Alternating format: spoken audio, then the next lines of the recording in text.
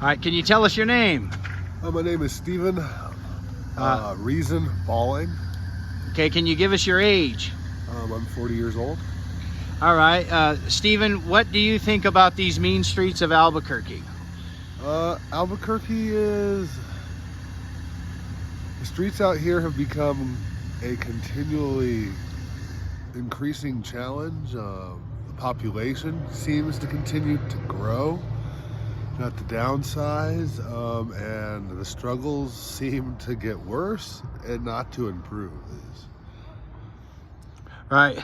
So, Stephen, I know you to some degree. I see you as a philosopher in many ways. You're a lot of people think that people that are out in the Albuquerque area in unfortunate times, that they're uneducated, they're not well read, but you have a lot of hopes and dreams that you would still like to accomplish. Would you talk about some of those for a few moments? Well, I have a bachelor's degree from UNM in theater, focused in musical theater and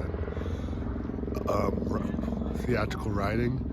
I'm an aspiring filmmaker and a musician. I'm a father who would really like to get back to that.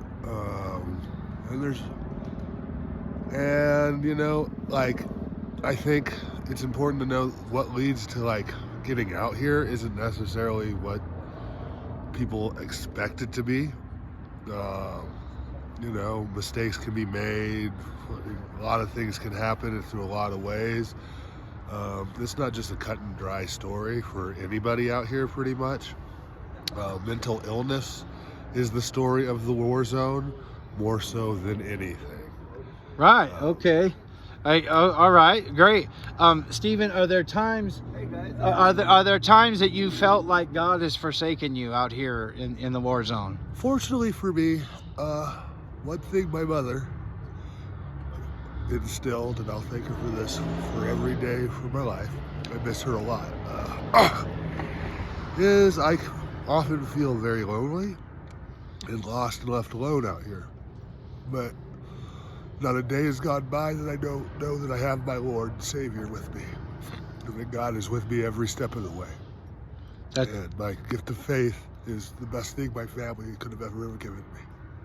Oh, that's wonderful. That's powerful. So, Stephen, with the final thought, if you could say anything to the people of the city of Albuquerque, what can they do in the war zone, the international district? How can they make things better out here for people who are in unfortunate times? Remember, these are people.